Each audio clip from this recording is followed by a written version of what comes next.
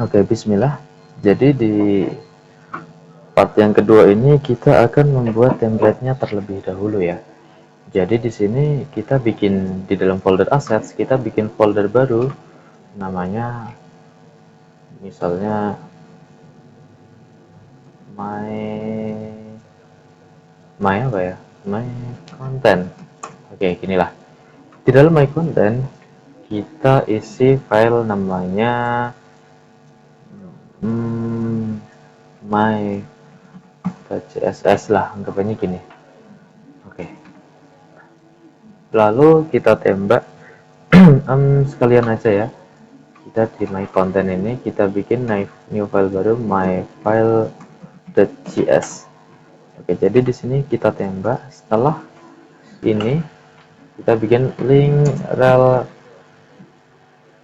style sheet ref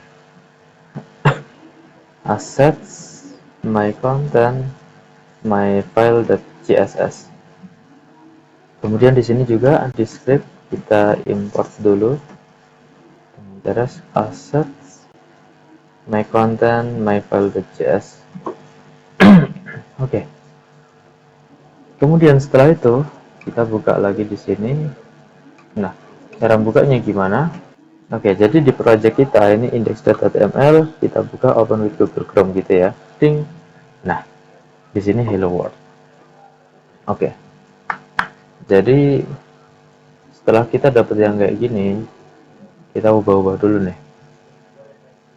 Pertama, kita akan bikin bagian template-nya dulu ya. Jadi biar terlihat rapi, kita bikin seperti ini. Div class sidebar.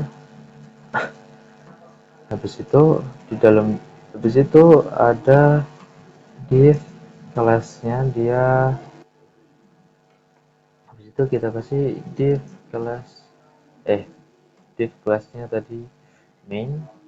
Di dalam div class main kita bikin div class navbar dan div class content. Oke, sip. Oke, kemudian di dalam ini kan ada navbar, kita bikin dulu di sini div class wrapper, sip. Baru kita masukkan konten di sini dan kita bikin div class push. Ini nanti fungsinya untuk membuat footer ya. Kemudian setelah wrapper kita bikin footer class footer.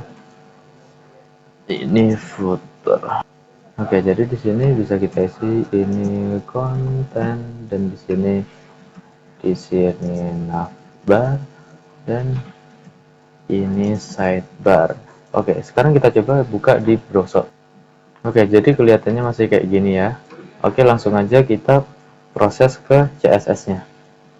Nah, di sini kita kan udah bikin CSS ini ya, myfile.css. Kita panggil juga, udah kita import juga. Sekarang yang pertama sekarang kita akan menulis seperti ini. HTML, apa sih ya? Oh, salah, bukan JS tapi CSS. Oke, kita bikin HTML, body itu height-nya 100% dan marginnya 0. Oke. Kemudian kita bikin class wrapper dengan keterangan min height 100% ya. Oke, kemudian kita masuk ke ini. Jadi di sini kita bikin footer. Kalian bisa cek websitenya di sini ya, di CSS Tricks ini. Oke, langsung aja lanjut di wrapper. Setelah kita bikin min height, kita bikin margin bottom itu min 50 pixel. Kemudian setelah itu kita bikin class footer, push, baru kita kasih height-nya 50 pixel ya, disesuaikan ini dan ini ya, maaf ya karena di kamar jadi wajar lah berisik. Oke, setelah itu kita coba buka. Nah, di browser sini belum kelihatan apa-apa. Sekarang kita akan bikin bentuk template-nya ya. Pertama kita akan bikin sidebar-nya dulu. Sidebar itu tentu positionnya fix dengan width kelebaran yang saya pengen 275 pixel. Dan background color kita kasih pilih dulu deh. Dengan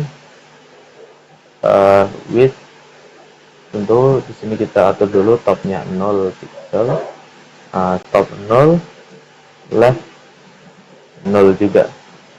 Oke, width 275 dan height tingginya kita atur 100% sehingga hasilnya seperti ini. Oke. Kemudian kita bikin headernya ya. Header apa? Navbarnya. Tapi sebelum masuk ke navbar, ya kita masuk ke navbar dulu deh. Di sini kita bikin navbar itu width-nya 100%. Tapi sebelum masuk ke navbar kita bikin ini dulu ya, class main dulu.